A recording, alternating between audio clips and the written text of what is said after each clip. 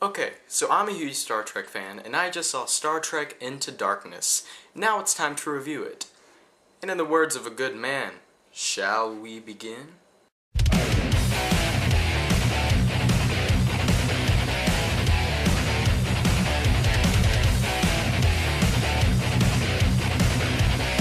Star Trek Into Darkness. Okay, so Star Trek Into Darkness is the sequel to J.J. Abrams' 2009 Star Trek movie, and Benedict Cumberbatch is blowing up crap, and then the Federation is like, no, you are bad and we have to stop you, more or less, and now we have our film. I was really looking forward to this movie because the trailers looked awesome.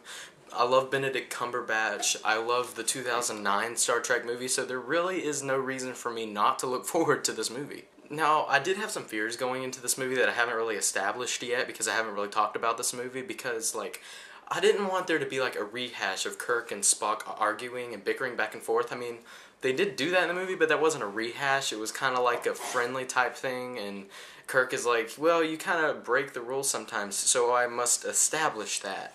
In the first, like, 20 minutes or so of this movie, you're like, I don't know if I'm going to like the way this is going. But then it's like, oh, okay, I like the way this is going. Now we're on our space adventure.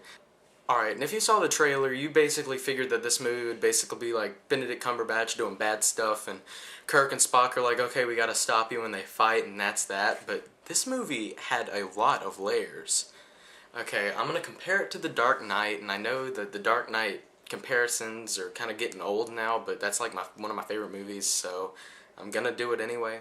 You see the trailer to The Dark Knight and you figure, okay, Joker's doing bad stuff and they gotta go and stop him, but it had more layers. It's like the mob and Jim Gordon and everything, and this one is basically the same thing because it has layers that you didn't expect to happen, and when it happens you're like, I like this movie a lot more than I thought I would. Alright, and Benedict Cumberbatch in this movie is something I really want to touch on. His character was awesome. He was awesome at acting it. He was the coolest character in the movie. Like, no one's really going to deny that if you've seen it. I mean, any scene that he's talking or just he's in, he steals the show. And when he's in the scenes, I'm like, is anyone else in this scene? He could be talking to a wall and I wouldn't give a crap.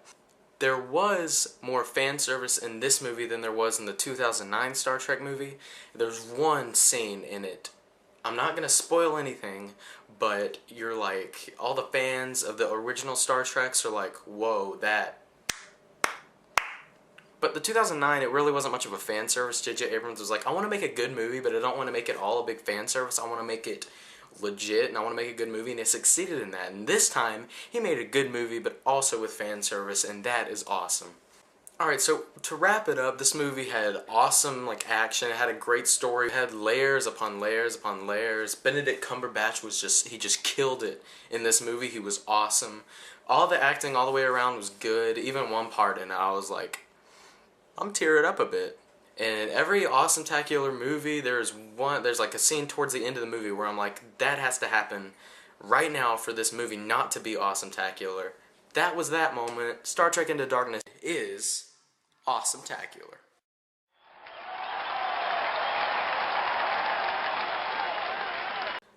First or second awesome-tacular of the year, I believe, finally.